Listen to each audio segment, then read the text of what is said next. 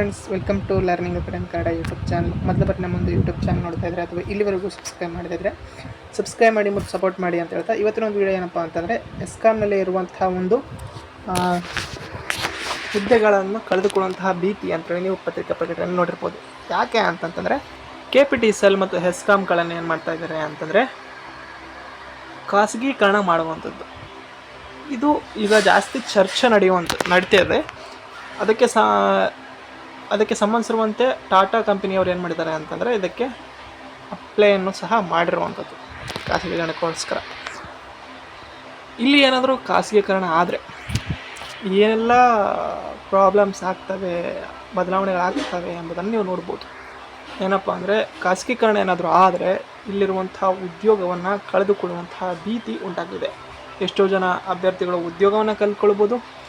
ಅದರ ಜೊತೆಗೆ ಈಗ ಏನಾದರೂ ಈಗ ಈ ಕಂಪನಿಯವರು ಇಲ್ಲಿ ನಿಮಗೆ ಏನು ಮಾಡಿದ್ರು ಅಂತಂದರೆ ಖಾಸಗೀಕರಣವನ್ನು ಮಾಡಿದ್ರು ಅಂತಂದರೆ ಈಗೇನು ಕಾರ್ಯನಿರ್ವಹಿಸ್ತಿದಾರಲ್ಲ, ಟೋಟಲಾಗಿ 53,028 ಜನ.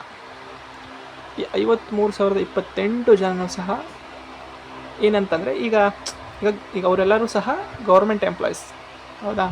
ಅವರಿಗೆ ಪೆನ್ಷನ್ ಬರುತ್ತೆ ಮತ್ತು ಎಲ್ಲ ರೀತಿಯಾದಂಥ ಸೌಲಭ್ಯಗಳು ದೊರೆಯುತ್ತವೆ. ಇದೇನಾದರೂ ಖಾಸಗೀಕರಣ ಆದರೆ ಇವೆಲ್ಲವೂ ಸಹ ಸ್ಟಾಪ್ ಆಗುವಂಥ ಸಾಧ್ಯತೆಯೂ ಇರುತ್ತೆ ಸ್ನೇಹಿತರೆ. ಓಕೆ, ಅದರ ಜೊತೆಗೆ ಏನಾಗುತ್ತೆ ಅಂತಂತಂದರೆ ಇಲ್ಲಿರುವಂತಹ ಒಂದು ಉದ್ಯೋಗಗಳೇನು ಕೆಲಸ ಮಾಡ್ತಾಯಿದ್ದಾರೆ ಅವ್ರು ಏನು ಮಾಡ್ಬೋದು ಅಂತಂತಂದರೆ ಕೆಲಸದಿಂದ ತೆಗೆದು ಹೊಸ ವ್ಯಕ್ತಿಗಳನ್ನು ಅಲ್ಲಿ ಏನು ಮಾಡ್ಬೋದು ಅಂತಂತಂದರೆ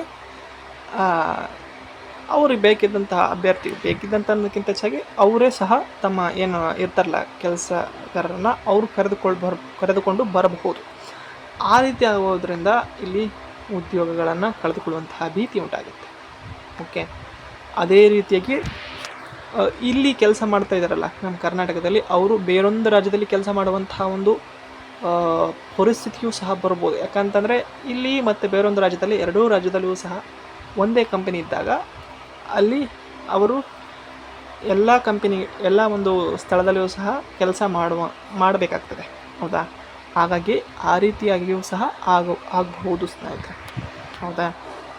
ಇದೆಲ್ಲ ಒಂದು ಕಾರಣಕ್ಕಾಗಿ ಏನಪ್ಪ ಅಂತಂದರೆ ಈ ಒಂದು KPTCLನ ಖಾಸಗೀಕರಣ ಮಾಡಬಾರ್ದು ಅಂಥೇಳಿ ಎಲ್ಲರ ಒಂದು ಆಕ್ರೋಶ ಆಗಿದೆ. ಬಟ್ ಇದು ಏನಾಗುತ್ತೋ ಎಂಬುದನ್ನು ನಾವು ಕಾದು ನೋಡಬೇಕು. ಬಟ್ ಇನ್ನೂ ಸಹ ಅಫಿಷಿಯಲಾಗಿ ಖಾಸಗೀಕರಣ ಮಾಡ್ತೀವಿ ಅಂಥೇಳಿ ಎಲ್ಲಿಯೂ ಸಹ ನಮಗೆ ಸಿಕ್ಕಿಲ್ಲ. ಓಕೆ, ಆದರೆ ಅದರಿಂದ ಏನೆಲ್ಲ ಬದಲಾವಣೆಗಳಾಗುತ್ತವೆ ಎಂಬುದನ್ನು ನಾನು ಮೊದಲೇ ಹೇಳ್ತೀನಿ ಮುಂದಿನ ವಿಡಿಯೋದಲ್ಲಿ ಅಂತ. ಅದನ್ನು ಇವತ್ತು ಹೇಳ್ತಾ ಇದ್ದೀನಿ ಸ್ನೇಹಿತರೆ. ಈ ಒಂದು KPTCL ಒಂದು ಖಾಸಗೀಕರಣ ಆಗೋದ್ರಿಂದ ಇಷ್ಟೆಲ್ಲ ಒಂದು ಏನಪ್ಪ ಅಂತಂತಂದರೆ ಪರಿಣಾಮಗಳಾಗ್ತವೆ, ಹೌದಾ?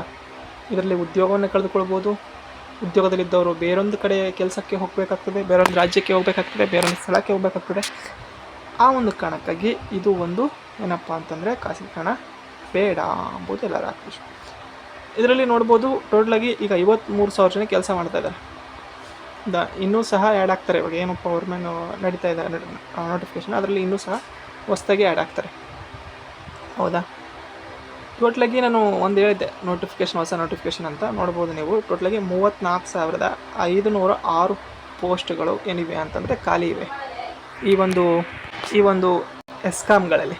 ಓಕೆ, ಅವುಗಳನ್ನು ಏನು ಮಾಡ್ತಾರೆ ಅನ್ನೋದಕ್ಕಿಂತ ಮುಂಚಿತವಾಗಿ ಫಸ್ಟು ಇದೇನಾದರೂ KPTCLನ ಪ್ರೈವೇಟಿಸಮ್ ಅಂದರೆ ಏನು ಖಾಸಗೀಕರಣ ಮಾಡದೇ ಇದ್ದಲ್ಲಿ ಏನಾಗುತ್ತೆ ಅಂತಂದರೆ ಮುಂದಿನ ಹಂತಗಳಲ್ಲಿ ಈ ಒಂದು ನೇಮಕಾತಿಗಳನ್ನ ಮಾಡ್ತಾರೆ. ಇದು ಒಂದು ಏನಪ್ಪ ಅಂತಂದರೆ ಅಪ್ಡೇಟ್ ಆಗಿತ್ತು. ಈ ವಿಡಿಯೋ ನಿಮಗೆ ಇಷ್ಟ ಆಯಿತು ಅಂದರೆ ಲೈಕ್ ಮಾಡಿ, ಶೇರ್ ಮಾಡಿ ಮತ್ತು ಸಬ್ಸ್ಕ್ರೈಬ್ ಮಾಡಿ ಮತ್ತು ನಿಮ್ಮ ಅಭಿಪ್ರಾಯವನ್ನು ಸಹ ಕಾಮೆಂಟ್ ಮಾಡಿ ಅಂತ ಹೇಳಿದ್ರೆ ವಿಡಿಯೋ ಇಷ್ಟಕ್ಕಾಗಿ ಧನ್ಯವಾದ. Thanks for watching.